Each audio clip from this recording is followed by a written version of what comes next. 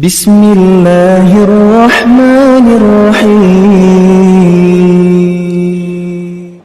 Segala puji bagi Allah Jalla Jalaluh yang telah mengutus Rasulnya dengan petunjuk dan agama yang benar, agar Allah memenangkan agamanya di atas seluruh agama meskipun orang-orang musyrikin membenci hal itu.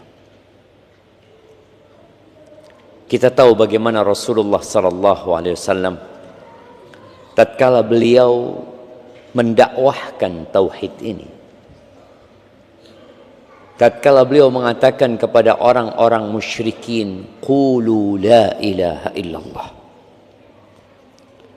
Bagaimana kisah siksaan dan gangguan yang diterima oleh Rasulullah SAW sendiri dan oleh para sahabatnya. Beliau sendirian di kota Mekah. Kita tahu orang yang pertama kali masuk Islam dari kalangan wanita adalah istri beliau, Khadijah. Disusul dengan Abu Bakar, Ali bin Abi Thalib, Zaid bin Harithah. Kemudian di tahun ke-10 kenabian, kota Mekah sudah tidak lagi kondusif. Setelah meninggalnya Khadijah, meninggalnya Abu Talib, siksaan kaum Quraisy semakin menjadi-jadi. Akhirnya beliau berangkat ke Taif. Tidak berhenti menyampaikan agama Allah, walaupun ternyata di Taif yang ada gangguan. Bahkan beliau dilempari batu. Kaki beliau berdarah-darah. Padahal beliau adalah manusia terindah yang pernah menginjakkan kakinya di muka bumi. Akhirnya beliau balik lagi ke kota Mekah. Lalu beliau hijrah ke kota Madinah. Bayangan orang-orang musyrikin, cahaya Islam ini akan padam. Dan mereka berusaha dengan segala upaya untuk melakukan itu. Terjadi perang Badar di bulan Ramadan. Ana mau tanya nih, yang bukan mahasiswa, kalau mahasiswa tahu jawaban. Ana mau tanya yang bukan mahasiswa, tanggal berapa terjadi perang Badar itu, dan berapa jumlah pasukan musuh, dan berapa jumlah pasukan umat Islam, dan berapa yang terbunuh dari kalangan kaum musyrikin? Nah, siapa yang mau jawab? Tanggal berapa? Tanggal 2 tahun 2. Tanggalnya bukan 2, tahun kedua Hijriah, betul, tapi tanggalnya bukan. Nah, ada usaha dari Bapak, siapa? Taib, tanggal 17 Ramadan, sahih. Lanjut. Berapa jumlah pasukan kaum muslimin? 300 belasan. Oke, kaum musyrikin? Ini informasinya diambil dari sana satu, diambil dari sana satu. Ini bukan kerja kelompok ini ya, Pak. Iya.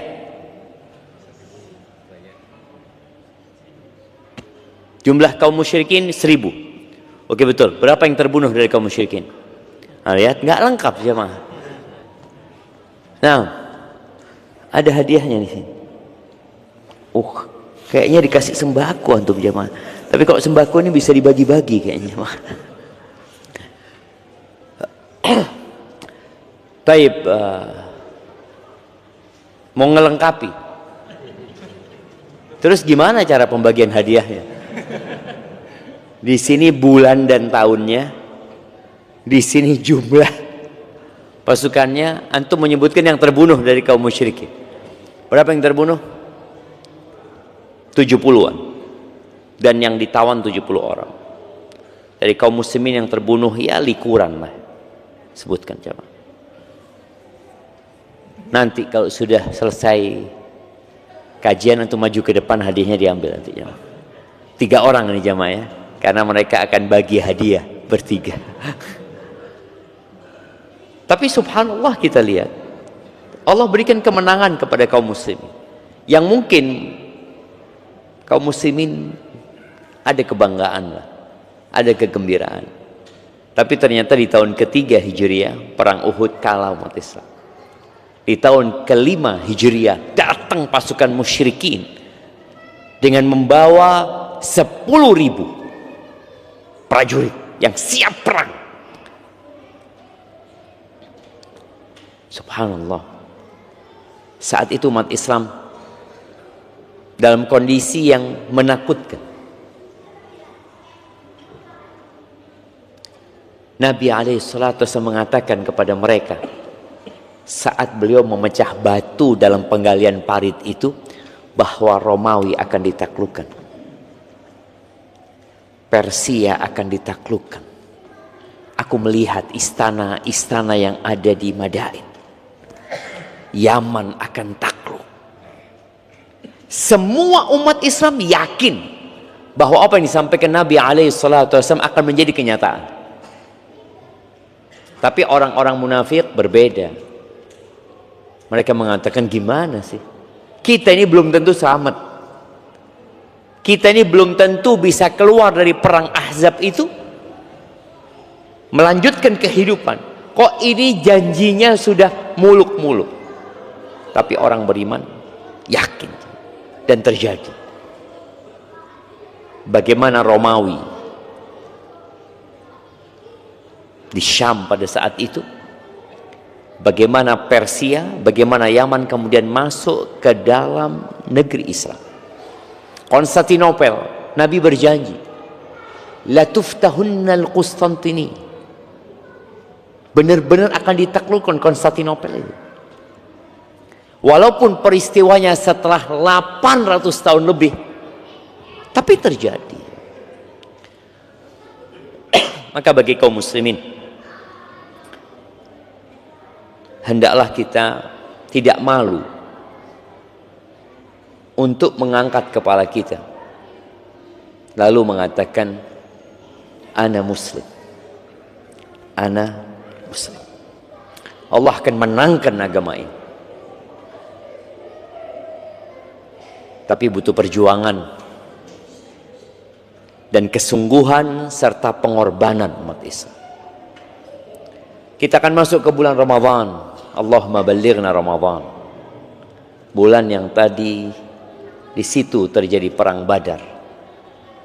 Perang pertama mungkin yang menjadi penentu, yang membedakan antara al-haq dan al-batil.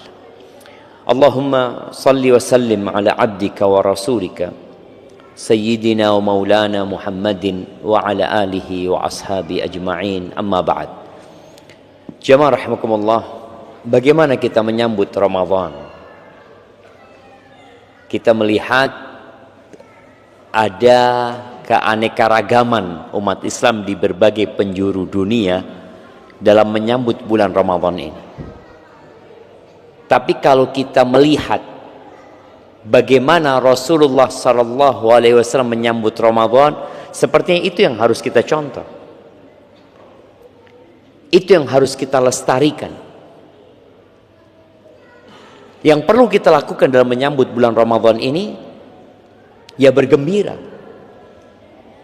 Nabi SAW, bagaimana beliau menanamkan kegembiraan di hati para sahabatnya. Atakum Ramadan, datang nih bulan Ramadan nih. Syahr mubarak, bulan yang penuh dengan berkah. Pintu-pintu surga dibuka, pintu-pintu neraka ditutup, setan-setan dibelenggu. Tiap malam akan ada yang menyeru kepada kebaikan, ya baghiyal khair aqbil. Wahai orang yang ingin kebaikan, ayo nih. Allah siapkan bulan itu.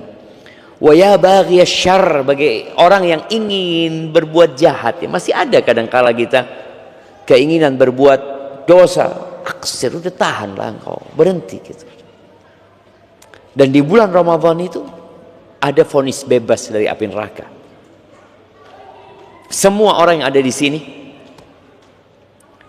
dan semua orang yang ada di bagian akhwat sana dan semua manusia yang ada di muka bumi ini, baik yang sudah mati atau yang akan dilahirkan, semuanya punya tempat di neraka. Ada tempat anak, tempat antum, ada. Neraka itu cukup untuk seluruh umat manusia dan surga itu cukup untuk seluruh umat manusia. Di malam-malam Ramadan atau di hari-hari Ramadan ada al-itqu minan nar. Ada pembebasan dari api neraka. Gembira tidak tatkala kita mendengar hal itu? Di Ramadan ada satu malam yang lebih baik dari 1000 bulan. Siapa yang umurnya 1000 bulan? Ada yang kasih hadiah? Jemaah, 1000 bulan itu kira-kira 83 plus 4 bulan. Siapa yang umurnya 83 tahun plus 4 bulan? Sepertinya orang yang umurnya segitu, kalau dia masih hidup, ada sebagian yang sehat, ada sebagian yang sudah sakit-sakit, udah nggak produktif lagi.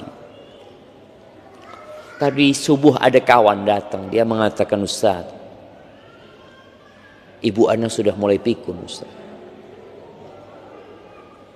Udah mulai pikun. Artinya ada kondisi ketika umur lanjut itu nggak produktif lagi.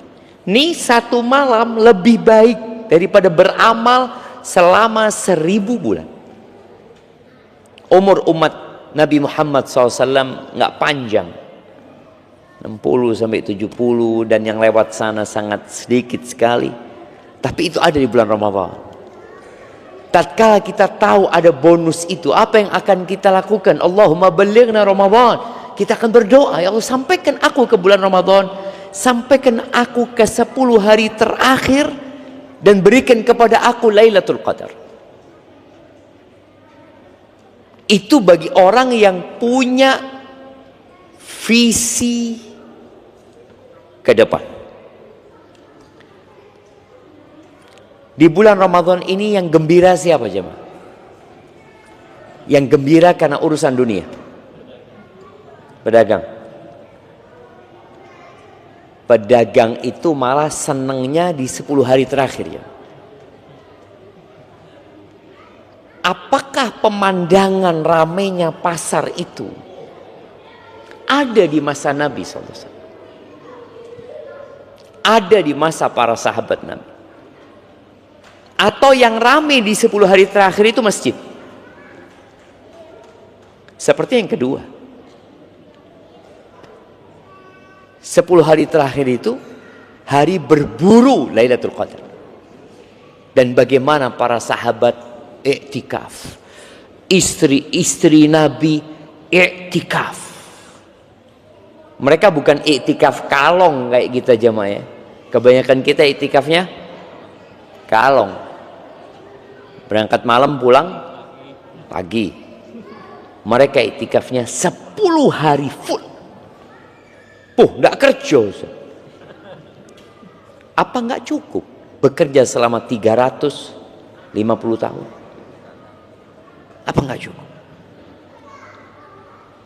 Kalau kita berpikir, aku is kerja 350 tahun kerja. Gimana? Oh, tahun, hari. 350 hari ya. Mungkin enggak 350 hari ya. 344 hari atau 45 hari. Bekerja. Kemudian 10 hari ini apa enggak bisa aku cuti? Enggak bisa aku fokus untuk mendapatkan yang satu malam lebih baik dari 1000 bulan. Loh, tapi kan nggak wajib Ustadz. Ya sudah, kalau bicara nggak wajib ini kita kalau ketemu sama ahli fikih susah. Ustadz ini ilmunya kalah sudah. Kan nggak wajib. Iya. Emangnya hatam Quran wajib Ustaz? Oh enggak. Itu. Emangnya sholat taraweh wajib? Enggak. Emangnya ngasih berbuka orang puasa wajib? Tidak. Apa lagi? Yang mau ditanya lagi jamaah? Enggak. Tapi kalau kita bicara berapa banyak urusan dunia yang sunnah aja enggak kita lakon. Enggak ada sunnahnya. Makruh iya. Mubah. Kita cinta dengan hal itu. Sedangkan Allah mau bagi-bagi pahala sama kita. Lalu kita katakan enggak wajib. Oh bagi yang mau memang. Bagi yang mau. Di surga itu ada derajat yang banyak sekali. Kata Allah Azza wa Jal, walikullin darajatun mimma amilu. Semua itu derajat itu tergantung amalan. Orang masuk surga dengan rahmat Allah Azza wa Jal, penentuan derajat itu disebabkan amal-amal yang kita kerjakan. Maka hibbati fillah, bergembira yang pertama. Malam ini sudah malam 10. Iya. 10 Sya'ban. Malam 10 Sya'ban berarti kita tinggal 20 hari lagi. Coba antum pikirkan apa yang ana persiapkan untuk 20 hari ini untuk menghadap Ramadan. Hal yang terpenting yang perlu kita persiapkan adalah motor kita harus bagus. Orang kalau dikatakan antum mau kemana? Anda mau ke Jakarta. Cek dulu mobilnya. Iya, olinya sudah ganti, udah. Taib. Mesinnya bagus. Rodanya baru. Berangkat. Dan ketika berangkat hati antum nyaman. Kenapa? Karena semua sudah dicek. Tapi kalau antum berangkat ke Jakarta, ya apa? Ban 40%. Loh, 40% Jakarta antum. Gelondong nanti. Seperti itu. Terus oli sudah cair. Oli sudah cair. Aki masih bagus, tapi plus dorong. Itu ya apa sih? Antum mau berangkat ke Jakarta dengan kondisi seperti itu, yang dikhawatirkan nggak nyampe. Sampai Surabaya ditowing ke Jember. Mobil antum nantinya. Untuk menghadapi Ramadan ini, loh, kita harus benar-benar genak no motor kita. Dan motor penggerak itu hati. Yang kata Nabi SAW, di tubuh kita itu ada satu organ. Kalau dia sehat, dia bagus, semuanya bagus. Tapi kalau dia rusak, semuanya rusak. Apa? Jantung kita nih. Ini malam 10. Terus malam 11, malam 12, malam 13, malam 14, malam 15. Malam nisfu Sya'ban. Kalau bicara malam nisfu Sya'ban ini, ada banyak cerita, ada banyak riwayat yang mungkin dikenal di masyarakat sehingga mereka merayakan nisfu Sya'ban itu dengan berbagai macam ritual. Ada yang kemudian sholat khusus di malam harinya, puasa khusus di tanggal 15-nya.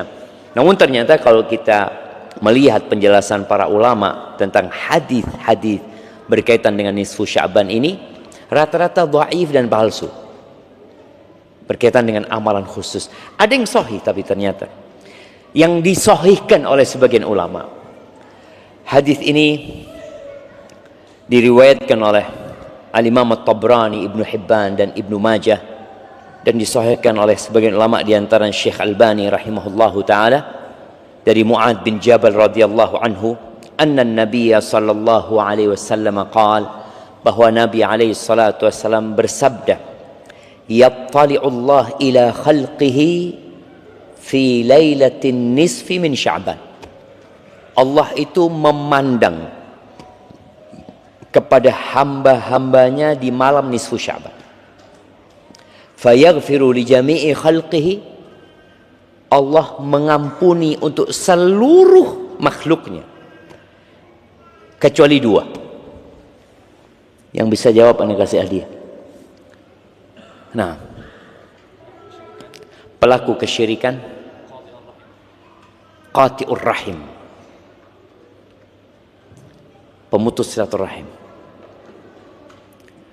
Oke, nggak apa-apa, kita kasih hadiahnya. Mana hadiahnya mau dikasih?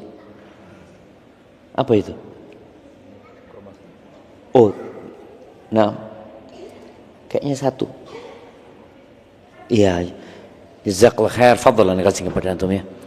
Bagi-bagi sama saudara antum. Iya, dua yang tidak diampuni, musyrik wa musyahin. Musyahin ini lebih umum dari qati'ur rahim ya. Qati'ur rahim itu memutus rahim. Musyahin ini orang yang menyimpan dendam, dengki sama saudara, nggak harus kepada kerabatnya. Kalau qati'ur rahim kan berkaitan dengan kerabat saja. Tapi musyahin ini orang yang di hatinya ada kedengkian, kemudian dia tidak bertegur sapa dengan saudaranya, sesama muslim, bukan kerabat. Itu nggak diampuni sama Allah SWT. Yang Allah lihat itu adalah hati. Jadi kita harus persiapkan hati kita dari segala ketergantungan kepada selain Allah, percaya dengan khurafat ya. Kemudian hal-hal yang merusak keikhlasan kita, syirik besar, syirik kecil ditinggalkan, kemudian kedengkian sama saudara kita, itu semua akan melemahkan kita dalam beramal. Dan ternyata di bulan diangkatnya amalan ini, tuh dua orang nggak diampuni. Innallaha la yanzuru ila suwarikum. Allah tuh nggak ngelihat kepada rupa kalian. Sebagian kita sibuk dengan rupanya, sibuk dengan mau masuk Ramadan cukur supaya ganteng kata dia. Dah dilihat gitu loh sama Allah itu. Wala yanzuru ila amwalikum, nggak lihat loh amal apa harta kalian, nggak dilihat. Pakai mobil apa ke sini, nggak dilihat sama Allah. Pakai motor apa, jamnya apa mereknya, oh cincinnya berapa harganya, nggak dilihat sama Allah SWT. Wa innama yanzuru ila qulubikum wa a'malikum, yang dilihat tuh hati kalian. Dan subhanallah, kita yang duduk di sini menyimpan sesuatu di hati kita yang sebelahnya nggak tahu, tapi Allah tahu. Boleh jadi ada kedengkian dan iri, ada keinginan balas dendam, yang itu akan membuat antum jadi lemah dalam perjuangan. Maka tolong bersihkan dengan bertobat kepada Allah Azza wa Jalla, membersihkan hati kita, memperkuat amal kita insyaallah. Tapi sebelum kita lanjutkan, antum sudah kenal dengan kanan kiri antum? Enggak lagi. Setiap kajian ustadznya harus ngiling. Tapi memang ya seperti itu manusia jemaah. Nabi SAW itu di masa Nabi SAW pernah beliau itu ngomong, nyampaikan sebuah hadis. Jadi ada orang datang, Assalamualaikum. Kata Nabi SAW, asyrah, 10 kebaikan nih orang ini.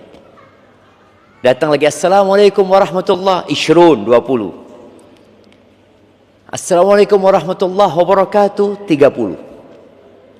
Habis Nabi nyampaikan itu alaihi salatu, ada sahabat pergi nggak salam jamaah. Ya kata Nabi SAW, ya Allah baru saja disampaikan, kata Nabi SAW. Sudah hampir lupa gitu loh. Lalu Nabi alaihi salatu mengatakan, yang terakhir itu tidak lebih penting daripada yang pertama. Jadi salam itu ketika datang dan ketika pergi gitu loh jamaah. Cuma tadi bagaimana sahabat Nabi lupa jamaah. Tapi antum sudah kenal belum? Antum kenal sama yang kanan antum? Enggak. Antum? Loh dia ngarep soft pertama enggak kenalan jamaah. Yuk kenalan kabeh jamaah. Kenalkan nama, dari mana, apa profesinya.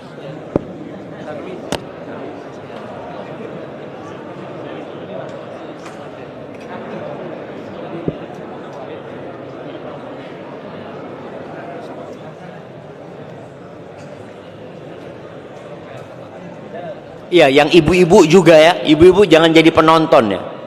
Makanya ibu-ibu kalau datang itu jangan pernah duduk sama yang kenal. Ngobrol nanti. Jadi usahakan kalau datang kajian itu pisah sama kawannya. Iya, yang ini satu geng ini nggak boleh ini. Satu sana, satu sini, biar tambah temennya.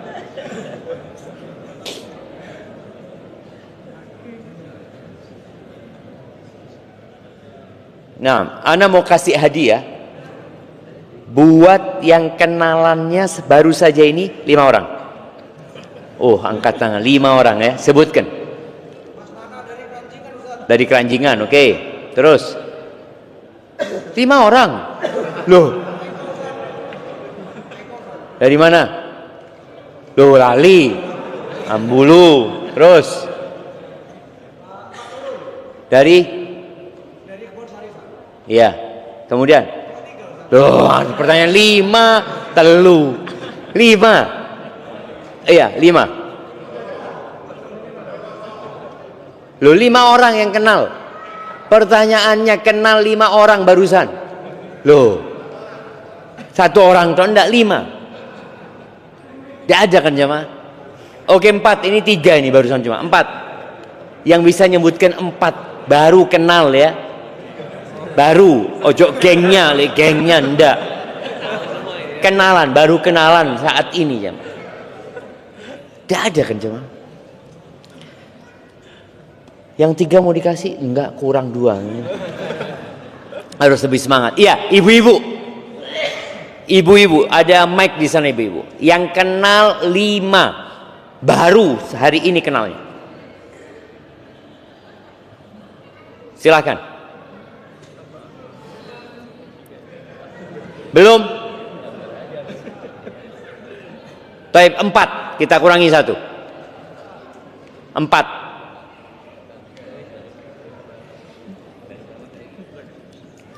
Ibu-ibu.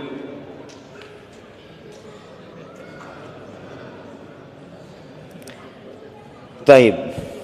Berarti masih belum ada. Taib ahibati fillah. Oh, ada. Naam, tafadhal.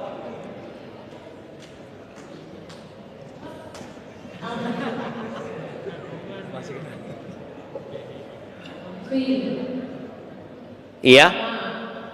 Sebutkan namanya, dari mana, namanya tok. Baik, nama kari ngarang iso jemaah. Siapa yang dari Jember? Iya, terus Rahmah sama dari Jember, sama. Salma, oke. Kemudian Dahlo, dia dari Dahlo. iya, terus Iva dari Jalan Jawa. Iva dari Jalan Jawa. dari Jalan Jawa. Oh gitu, oke. Sudah 4. Oke, siap. Kasih hadiahnya, ada kerudung kalau nggak salah sana itu. Taib ahibati fillah, masalah hati ya, tolong kita ini perlu bersih-bersih hati.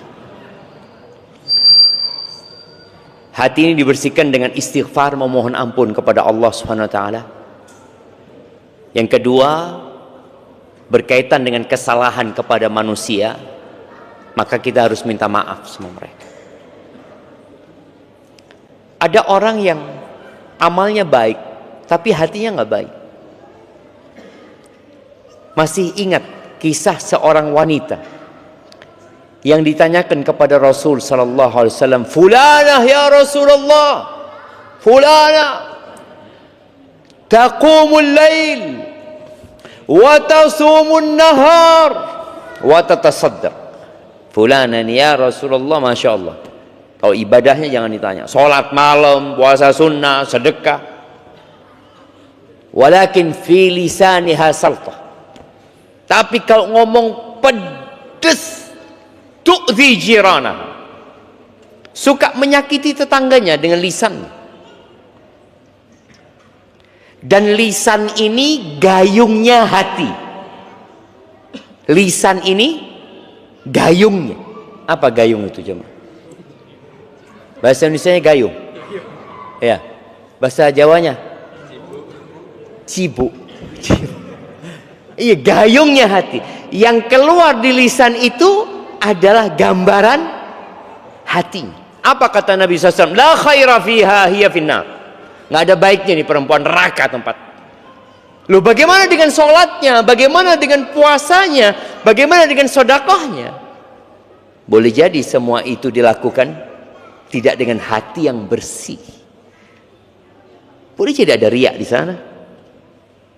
Ada ujub kebanggaan. Yang terbukti dari gaya ngomong dia yang suka nyakiti tetangganya. Jadi kalau mau tahu orang itu, ya dari omongannya. Ini orang baik, Ustaz. Masya Allah. Dari mana kau tahu dia baik? Ya Allah, kalau ngomong menghormati. Kalau berbicara tidak pernah menyakiti. Itu tanda hati orang ini baik. Dan yang paling banyak memasukkan ke neraka itu apa? Lisan. Oh enggak Ustaz, ana ngomong kayak gitu enggak dari hati Ustaz. Loh, ana enggak tahu. Enggak pernah ngelihat hatimu, tapi lisanmu itu cerminan hatimu. Maka tolong bertobat. Udah berhenti berbuat dosa. Nggak ada lagi bicara besoklah terakhir Ustaz. Nggak usah besok jemaah.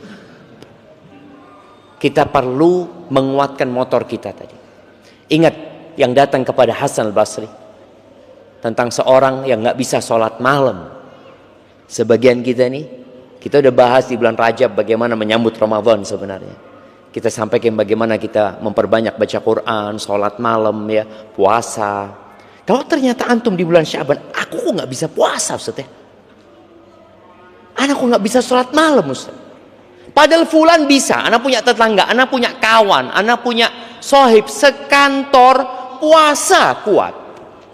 Ngajinya kuat Ustaz, tiap hari 1 juz. Di bulan Rajab, bulan Syaban 1 hari 2 juz. Kenapa dia mampu, aku nggak mampu?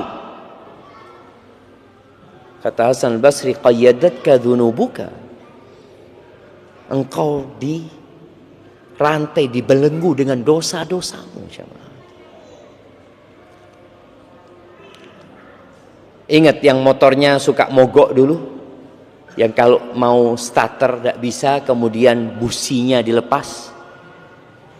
Diapakan businya jamaah? Dibersihkan jamaah, diamplas jamaah. Terus masukkan lagi, starter lagi. Belum bisa ternyata. Diambil lagi, dibersihkan lagi, tambahi doa. Ya Allah, tidak sampai ke tempat kajian kalau ini tidak hidup ya Allah. Starter hidup. Jadi kalau antum di bulan Sya'ban ini ternyata punya masalah dengan ibadah-ibadah yang seharusnya dilakukan, yang Nabi SAW di bulan diangkatnya amalan ini memperbanyak puasa sunnah, kita enggak. Ada masalah sama kita. Ada masalah sama hati kita. Coba kita lihat ya bagaimana para sahabat Nabi melihat Rasulullah sallallahu alaihi wasallam. Kana Rasulullah sallallahu alaihi wasallam yasumul ayyam yasrud. Beliau itu biasa puasa berhari-hari, disambung jemaah. Hatta yuqal la yuftir, sampai dikatakan Nabi ini enggak berbuka. Dari umpamanya dari hari Senin puasa. Senin puasa, Selasa, Rebu, Kemis, Jumat, Sabtu, Senin, Selasa, Rebu, Kemis. Puasa nyambung. Wa yuftir ayyam hatta yakat la yasum. Dan kadang-kala Nabi sallallahu alaihi wasallam tidak puasa. Berhari-hari tidak puasa saja. Illa yaumaini minal Jumat. kecuali 2 hari dalam satu Jumat. Kalau bahasa kita seminggu, kalau bahasa para sahabat Nabi sejumat. Kecuali 2 hari dalam sejumat itu, in kana fi siyamihi wa illa shamahuma. 2 hari ini kalau Nabi lagi nyambung maka akan ikut. Kalau Nabi tidak lagi puasa, tetap beliau puasa di 2 hari ini. Hari apa? Senin sama Kamis. Karena Senin sama Kamis ini hari diangkatnya amalan. Sama kalau di bulan itu, bulan diangkatnya amalan adalah bulan Sya'ban ini. Lalu kata Usama, walam yakun yasumu min syahrin minasyuhur ma yasumu min Sya'ban. Beliau sepanjang tahun itu nggak pernah puasa seperti puasa beliau di bulan Sya'ban. Fakultu ya Rasulullah, maka aku katakan kepada beliau alaihi salatu wassalam, ya Rasulullah innaka tasumu la takadu an tuftir. Engkau itu puasa sampai enggak berbuka.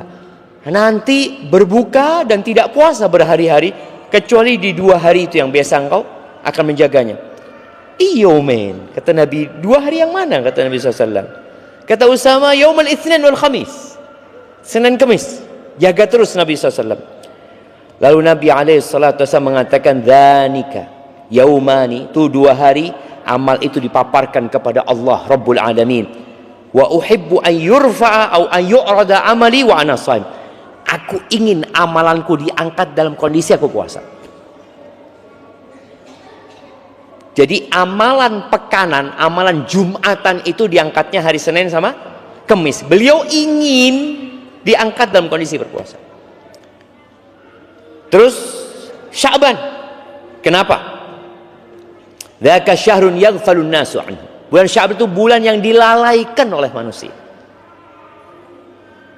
Posisinya antara Rajab dan Ramadan. Kita sudah bahas bagaimana para sahabat Nabi itu mengagungkan Rajab dan Ramadan. Mereka mengagungkan, dan boleh jadi di Rajab mereka juga memperbanyak puasa, memperbanyak ibadah di sana.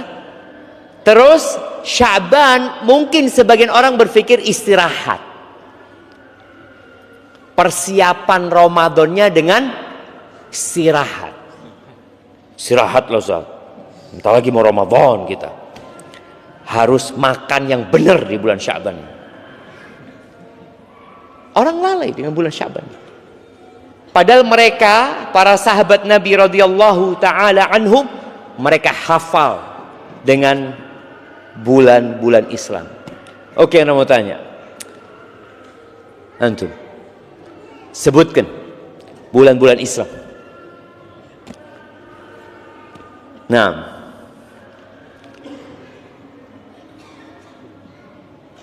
yang pertama apa? Januari. Ya Allah.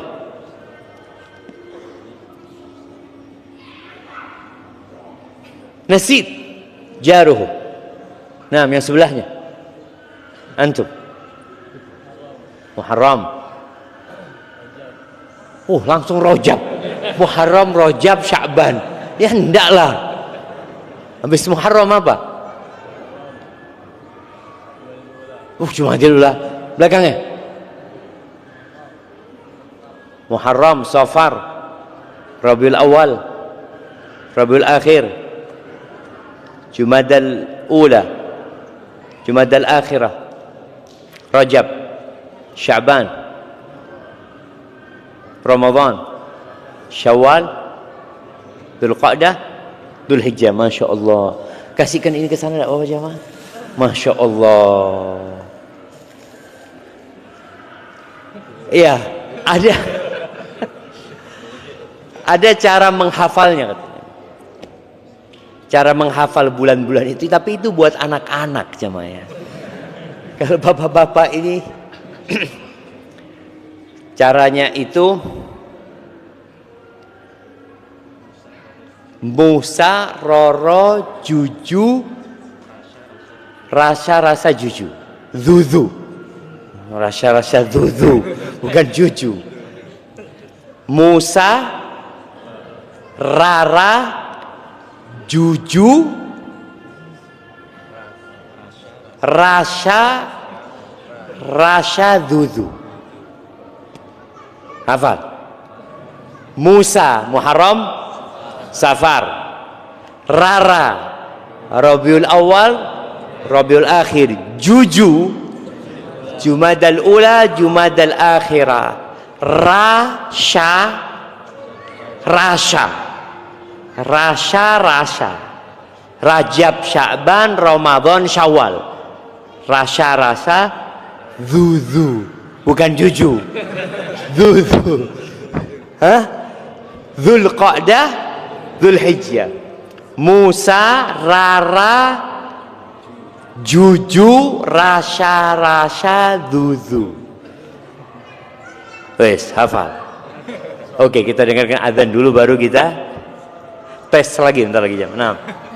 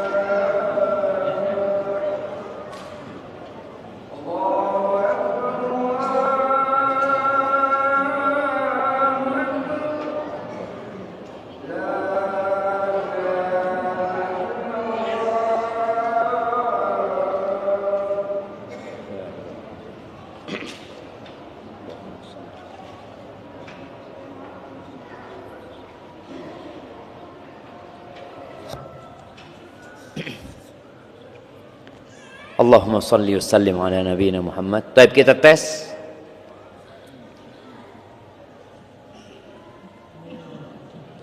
Ya. Iya, singkatan tadi. Musa, Harun. Oke. Musa, Rara, Juju, Rasha, Zuzu. Masya Allah, betul jemaah. Kasih hadiah. Nggak apa-apa, kasih kurmanya nih sama dia. Masya Allah. Ya, ibu-ibu. Kalau ibu-ibu guru TK bisa jemaah. Itu buat anak TK. Masa kita kalah sama anak TK? Ya, monggo ibu-ibu. Musa, Rara, Juju, Rasha, Zuzu. Ya, ini guru TK kayak ini jemaah. Iya, coba disebutkan. Musa, Muharram, Iya. Terus Juju Jumadil awal Jumadil akhir. Oh, Rara dulu kok. Rabiul awal Rabiul akhir. Iya. Juju Jumadil awal Jumadil akhir. Terus. Rasa Rajab Sa'ban. Rasa yang kedua Ramadan sama-sama Dzulqa'dah sama Dzulhijjah. Masya Allah. Nah, silakan milih hadiahnya, tidak apa-apa, sudah. Iya, taib jamaah. Di bulan Sya'ban ini Nabi SAW banyak puasa. Bulan ini dilalaikan sama orang. Kita itu kalau ditanya, insya Allah puasa kapan ya? Kapan jamaah puasa insya Allah? Insya Allah 19. Kok iso? Puasa itu ya 1 Ramadan. Sampai kapanpun poso itu 1 Ramadan. Tapi karena kita nggak peduli dengan kalender kita menghafalnya Masehi. Sampai Ramadan kita, sampai Syawal kita tetap yang dihafal Masehi. Kapan insya Allah kita Lebaran? 1 Syawal. Mulai zamannya Nabi Muhammad SAW sampai hari kiamat, yang namanya Lebaran itu kapan? 1 Syawal.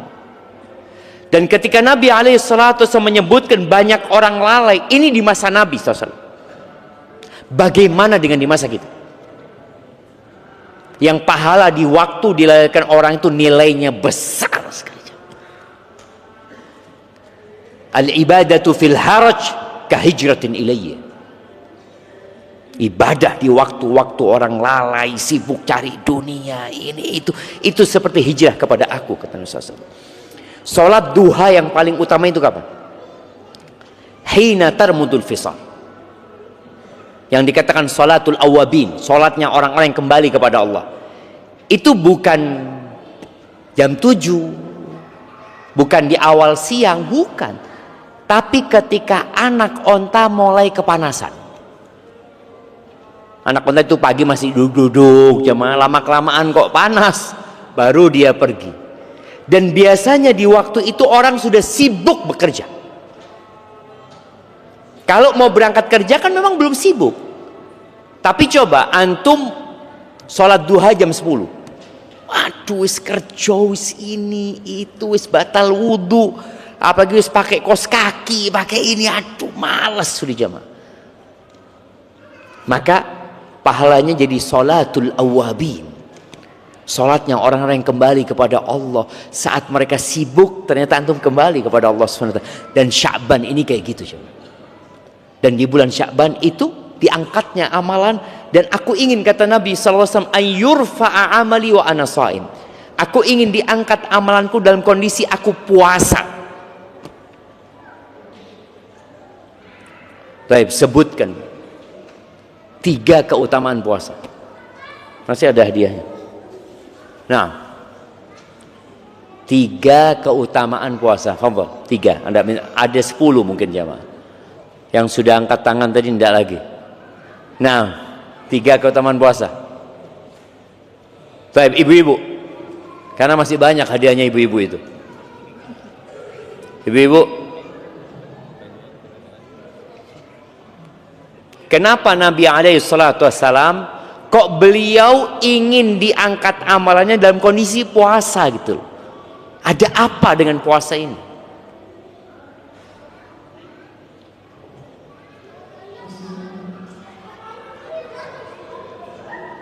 Naam, tafadhali.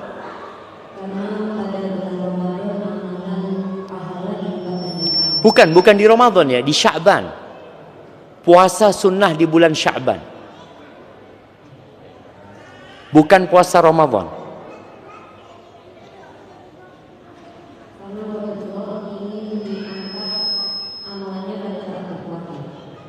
Iya, kenapa? Itu pertanyaannya. Afwan. Kenapa kok beliau memilih puasa gitu? Kok nggak ingin diangkat amalannya pada saat umroh umpamanya?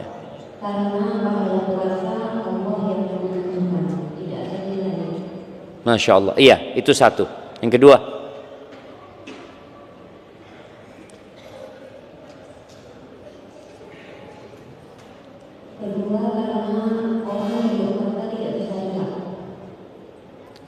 yang ketiga,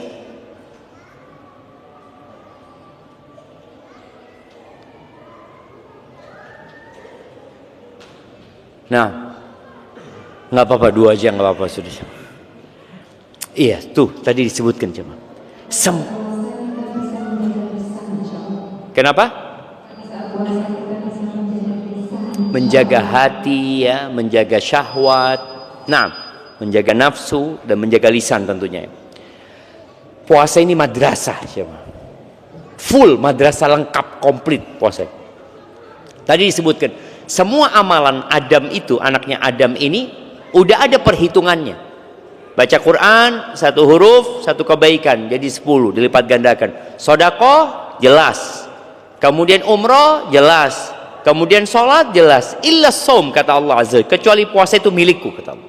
Aku yang akan kasih pahala. Jadi berapa pahalanya malaikat nggak tahu. Yang tahu cuma Allah Azza wa ana azibi.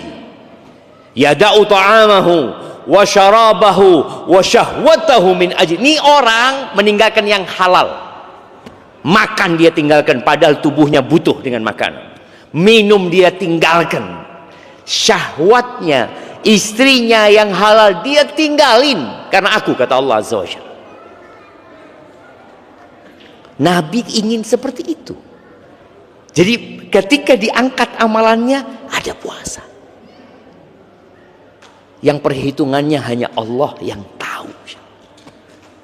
Kemudian orang yang puasa itu punya waktu lebih panjang lagi dalam hidup ini. Yang banyak memakan waktu kita itu adalah makan dan minum kadang-kala jamaah. Orang kalau nggak puasa selesai nggak ada makan siang ya, nggak ada sarapan ya, nggak ada ceritanya ngopi, nggak ada ceritanya coffee break wala apa. Yang ada ibadah lagi, dia akan bisa baca Quran, dia akan dapat menghatamkan Al-Quran, dia akan menundukkan pandangan, dia akan jaga mulutnya. Orang puasa itu yang halal ditinggalin, apalagi yang haram. Dan yang terakhir buat teman-teman, persiapan untuk menyambut Ramadan ini, mulai belajar lagi fikih Ramadan. Belajar lagi, karena Ramadan ini ibadah setahun sekali ya. Kadangkala ada yang lupa, dengan kita baca, kita termotivasi, kita jadi sadar, dan doa yang banyak supaya disampaikan ke bulan Ramadan. Karena ada orang yang sampai ke bulan Ramadan tapi nggak puasa juga. Dan puasa di bulan Sya'ban ini sebagai bentuk latihan ya. Insya Allah ana yakin jam. Semoga nggak salah. Kalau antum puasa di bulan Sya'ban, nggak ada ceritanya awal Ramadan itu bingung sama takjil. Nggak ada. Nggak ada ceritanya sore-sore keliling. Kemana? Golek bengi. Di mana bengi digolek jemaah? Nyari malam gitu jemaah. Tahu-tahu pulang bawa sak kresek jemaah. Gorengan, petulo, apa lagi? Kolak, es campur, es degan, ketan. Semua mau dia makan. Habis asar atau 1 jam sebelum waktu adzan itu sudah nunggu di meja makan. Insya Allah dilihati, dibolak-balik. Wah enak gitu jemaah. Kalau dia biasa puasa di Sya'ban, nggak akan mikir itu. Azan pun dia mungkin sedang mandi. Tapi orang yang tidak pernah puasa, itu jam dibolak-balik jam. Anu yo, kok suwi saya mah? Karena dia nggak biasa puasa sunnah. Tapi kalau dia biasa puasa sunnah, dia bisa habis asar dia duduk ngaji. Katanya ada doa yang mustajab buat orang yang berbuka. Dia banyak baca doa, nggak mikir makan. Dan orang yang biasa puasa di bulan Sya'ban, kalau nggak sahur di Ramadan, bingung. Nggak bingung.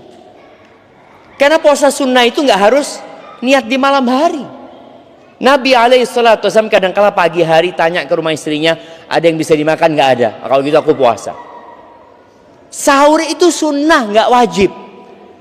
Tapi orang yang tidak pernah puasa, ketika tidak sahur di Ramadan, apa yang terjadi? Sak kampung tahu. Aku tidak sahur jemaah. Cerita kabeh jemaah. Status ini Wah, aku tangi pas azan jamaah. Ini loh, ini karena dia nggak pernah puasa sunnah gitu loh. Tapi ketika dia biasa puasa sunnah, sahur ya biasa, buko ya biasa. Kenapa Nabi SAW minum air terus sholat? Kok bisa? Kita bisa? Nggak bisa. Kita minum tok Ustaz, sembayang mikiri makanan Ustaz. Kan katanya daripada mikir makan ketika sholat, lebih baik makan mikirin sholat gitu loh.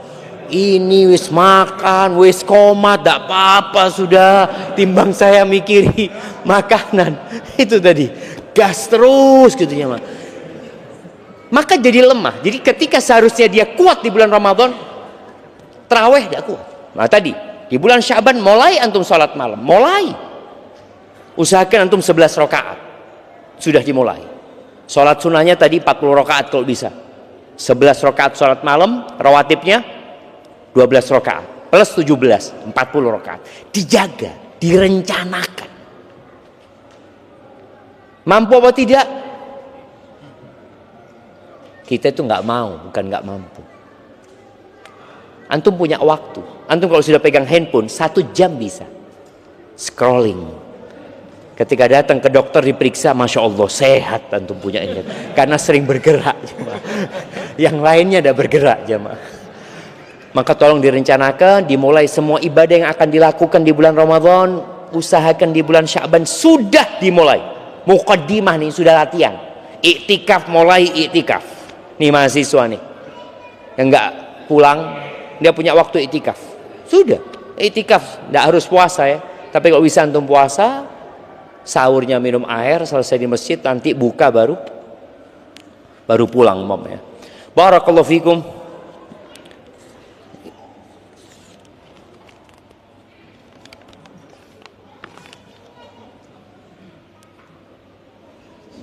Wah ini rame nih jemaah. Bismillah, izin bertanya Ustaz, bagaimana pendapat Ustaz tentang seorang Ustaz yang mengkritisi kajian berbayar? Apakah pendapat pribadi Ustaz tersebut bisa dijadikan hujah dan rujukan? Yang pertama, hujah itu adalah qala Allah, qala Rasul ya. Kalau bicara ini pendapat, ya pendapat, nggak ada masalah seorang berpendapat dan boleh jadi dia menyimpulkan hal itu karena ada pertimbangan-pertimbangan ya, seperti itu. Nggak ada masalah. Jadi antum jangan anti kritik. Ketika antum dikritik, itu menjadi bahan untuk introspeksi diri kita. Boleh jadi memang kita salah, boleh jadi dia yang benar. Jadi ada masalah-masalah yang ada ruang untuk pendapat di antara para ulama, para asatidzah, hendaklah berlapang dada menghadapi hal itu dan selalu berbaik sangka. Berbaik sangka dengan yang mengkritik dan berbaik sangka dengan yang dikritik. Dengan cara itu insya Allah kita akan tetap menghargai dan menghormati para asatidzah. Barakallahu fikum.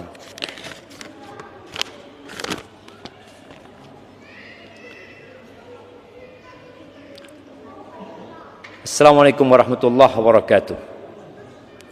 Ahsanallahu ilaik ya Ustaz, ana sedang bersedih hati melihat kondisi abi ana yang sudah tidak pernah nampak di majelis ilmu di kampung halaman. Pernah ana ajak dan tanyakan kenapa tidak mau lagi hadir ke sana. Beliau beralasan orang yang hadir di masjid tersebut belum tentu merubah akhlaknya menjadi lebih baik. Ditambah lagi beliau malah kecanduan bermain TikTok, scroll, live dan segala macam yang mungkin tidak ada faedahnya. Kita lihat jemaah ya, setan itu terkadang dia membisikkan 99 pintu kebaikan yang dia maksudkan yang ke-100, yang keburukan.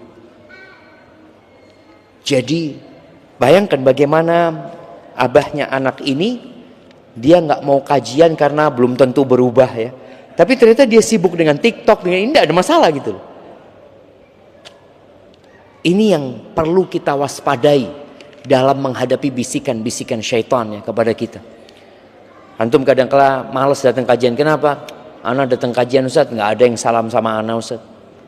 Betul loh jemaah, ada yang seperti itu.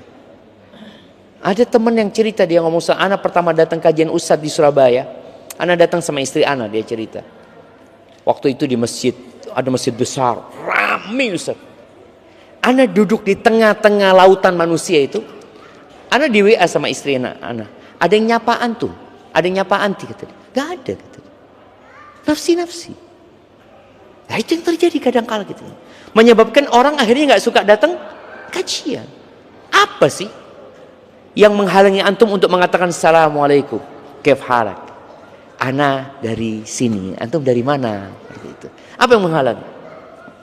Bid'ah. Apanya yang bid'ah aja mah? Titik bid'ah gitu kan?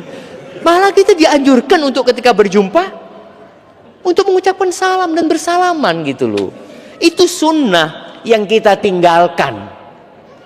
Lalu kita mengaku ahlus sunnah wal jamaah.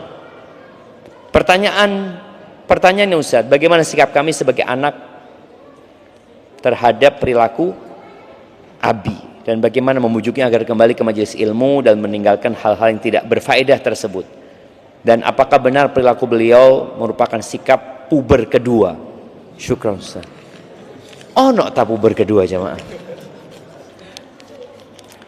Ya ahibati fillah. Apa sikap anak?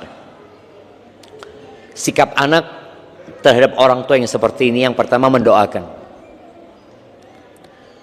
Yang kedua, kalau bisa ketemu. Artinya ini kan di kampung, anaknya boleh jadi ada di tempat lain, anaknya di Jember. Kalau kita ngasih nasihat pakai surat, ya nggak apa-apa. Antum tulis surat sama orang tua, jangan WA ya. Tulis surat yang di print, kirimkan ke orang tua pakai pos, biar dibaca, biar enak bacanya. Kalau memang berjauhan. Apa yang sampaikan kepada orang tua tentang kecintaan antum sama orang tua. Yang kedua, ucapan terima kasih kepada orang tua. Yang ketiga, permohonan maaf karena belum bisa berbakti secara maksimal. Yang keempat, harapan. Nah, di keempat inilah yang antum sampaikan berkaitan dengan orang tua tadi. Sampaikan tentang keutamaan majelis ilmu. Di majelis ilmu itu apa saja keutamaannya gitu loh. Setelah disampaikan keutamaan majelis ilmu, kemudian bicara tadi masalah waktu, di mana modal orang hidup itu waktu. Kalau ayah menghabiskan waktu dengan hal-hal yang tidak berguna, apa manfaatnya buat ayah gitu loh. Mungkin seperti itu. Jadi sharingnya itu tidak ngasih tahu, tapi ngajak orang tua untuk berpikir. Semoga dengan cara seperti itu Allah berikan hidayah. Bismillah, izin bertanya Ustaz, apakah boleh melanjutkan makan sahur sementara adzan subuh sudah berkumandang dengan alasan agar tidak mubadzir? Enggak apa-apa sampai zuhur sekalian jam.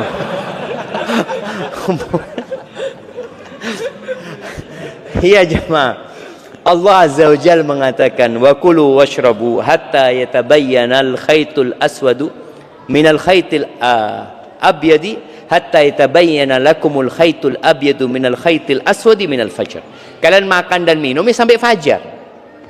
Ketika fajar terbit dia berhenti. Mubadzir Ustaz.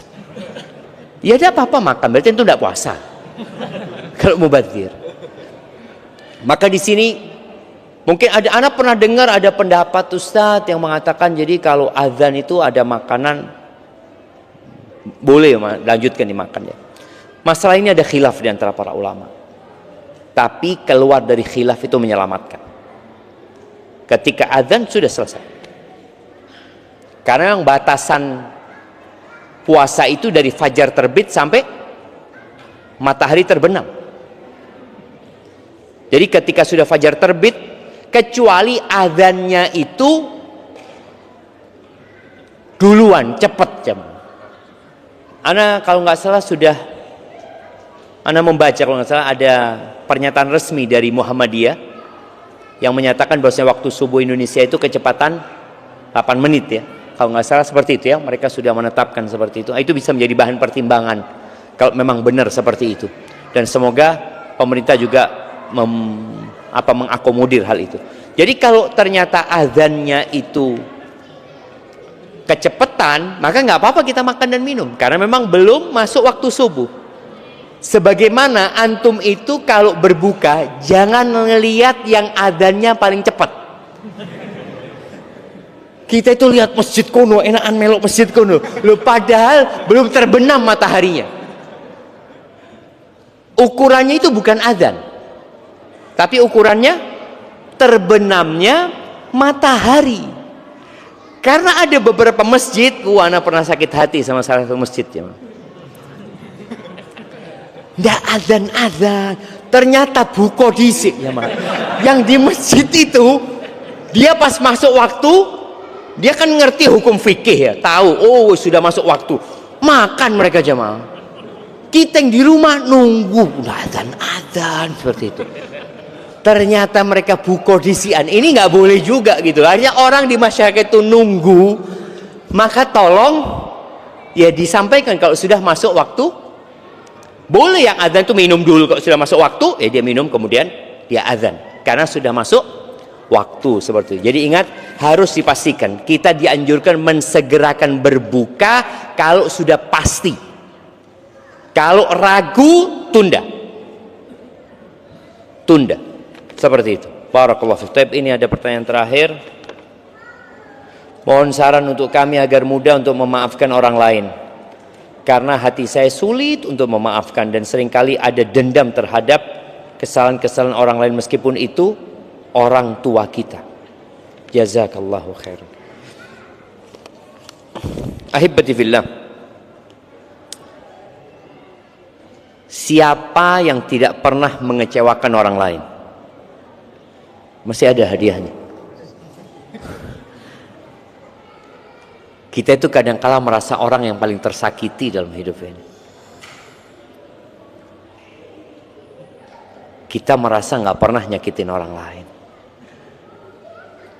Kalau sudah bicara orang tua, apalagi ibu kita itu punya kebaikan dan bapak kita punya kebaikan, yang kita lupa dengan kebaikan itu karena memang kita nggak punya memori di sana. Buat para wanita ya khususnya, yang mungkin dia dikecewakan sama ibunya, kemudian ada ibu yang pilih kasih kadang-kala sama salah satu anaknya, bapak juga seperti itu, akhirnya dia jadi nggak suka sama ibunya. Ketahuilah, ibumu pernah mengandungmu 9 bulan yang kau nggak tahu. Itu cukup kebaikan yang tidak terbalaskan. Ketika proses melahirkan, dia berpotensi mati ketika itu dan tetap dia lakukan. Kemudian menyusui ya. Jadi cara kita memaafkan orang lain, yang pertama melihat kebaikan orang lain. Semua orang punya kebaikan. Yang kedua, melihat kepada diri kita. Kita ini berbuat salah terus-terusan ya, sama Allah Azza wa Jalla. Berapa banyak orang yang kita sakiti namun kita nggak sadar. Yang boleh jadi nanti pada hari kiamat, ketika antum di sidang, kita tahu ada orang yang pada hari kiamat datang membawa pahala sholat, membawa pahala sodako, pahala ibadah yang lainnya. Udah, orang ini punya pahala banyak jam. Tapi ternyata yang nuntut dia banyak, ternyata salah satu yang nuntut istrinya sendiri. Bayangin jam. Yang nuntut anaknya sendiri, yang nuntut muridnya sendiri mungkin, yang nuntut tetangganya sendiri, datang dia nuntut. Tahu-tahu pahala yang antum kumpulkan selama ini habis ya man. Maka kita disuruh memaafkan orang lain agar orang itu nanti memaafkan kita juga, agar Allah memaafkan kita. Jadi tatkala antum disakiti sama orang, antum harus tahu ana banyak berbuat salah. Makanya Abu Bakar Siddiq ini sahabat yang paling top nomor 1 yang dijamin masuk surga, dan dia pernah disakiti dengan sesuatu yang membuat Abu Bakar nggak mau memaafkan. Putrinya dituduh berzina, dan yang menyebarkan isu itu sepupunya Abu Bakar sendiri, yang tiap bulan atau tiap waktu dikasih santunan sama Abu Bakar. Gara-gara itu Abu Bakar bersumpah tidak mau memaafkan Mistah. Lalu Allah tegur, wala ya'tali ulul fadli minkum was-sa'ati an yu'tu ulil qurba wal masakina wal muhajirina fi sabilillah falyafu wal yasfahu ala tuhibbuna an yaghfirallahu lakum. Kata Allah, jangan sampai itu ada orang-orang yang Allah kasih rizki lebih, Allah kasih keluasan rizki, kemudian dia bersumpah tidak mau ngasih, sumpah Abu Bakar, kerabatnya tidak mau ngasih, kerabatnya orang miskin, orang yang muhajir fi sabilillah, Mistah itu, hendaklah mereka memaafkan. Udahlah, nggak usah dikasih hukuman atas kesalahannya, itu sudah dilupakan. Lalu Allah katakan, ala tuhibbuna an yaghfirallahu lakum, apakah kalian nggak suka diampuni sama Allah SWT? Kata Abu Bakar, bala, iya ya Allah, aku ingin diampuni ya Allah. Abu Bakar merasa punya salah, maka dengan itu Abu Bakar memaafkan dan bersumpah tidak akan pernah mencabut santunan yang diberikan kepada Mistah. Maka ini menjadi pelajaran buat kita bersama. Jadi kalau antum sulit memaafkan, ingat antum punya banyak salah sama Allah. Dan kalau bicara salahnya kita, salah kita itu kita ulangin ya. Kita ulangin, terus kita ulangin, kita tobat, kita ulangin. Pagi kita istighfar, sore kita istighfar, malam Lailatul Qadar kita mengatakan Allahumma innaka afuun tuhibbul afwa fa'fu anni. Terus Allahumma innaka afuun, ya Allah sesungguhnya Engkau Maha Pemaaf, Engkau cinta dengan maaf, maafkan aku ya Allah. Lalu kita mengatakan kepada saudara kita, tiada maaf bagimu. Boleh jadi kita nggak dimaafin sama Allah. Maka kita memaafkan orang dalam rangka mencari maaf Allah buat kita. Hadza wallahu a'lam bissawab. Itu yang dapat kita kaji pada kesempatan kali ini. Ada hadiah terakhir. Iya, tinggal satu lagi. Ini yang satu buat 3 orang tadi itu.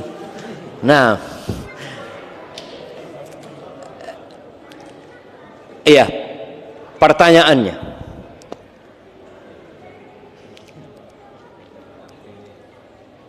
sebutkan 5 keutamaan Ramadan.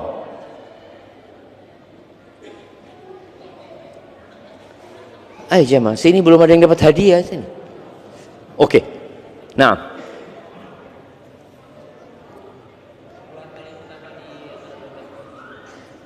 bulan yang paling utama. Keutamaannya apa? Keutamaan yang ditanya.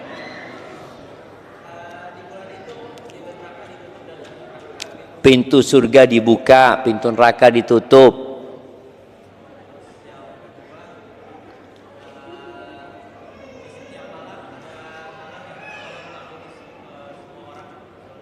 Ada pembebasan dari api neraka.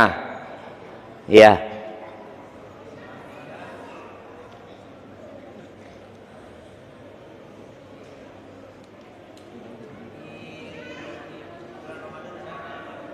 Ada 1 malam yang lebih baik dari 1000 bulan.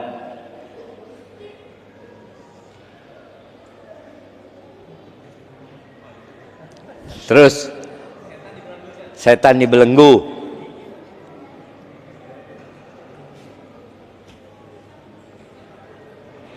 Kemudian umrah di Ramadan seperti berhaji bersama Rasulullah. Masya Allah, kasihkan hadiahnya. Taib, ibu-ibu masih ada hadiahnya? Masih ada kayaknya. Taib, pertanyaan buat ibu-ibu. Sebutkan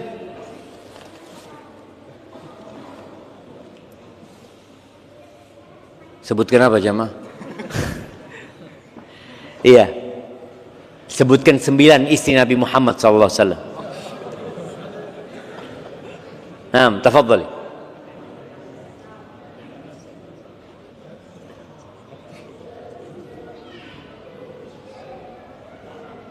Naam. Ada yang hafal?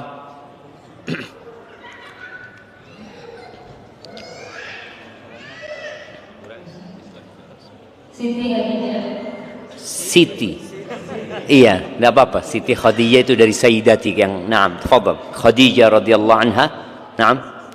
Saudah, Aisyah, Zainab, Ummu Salamah,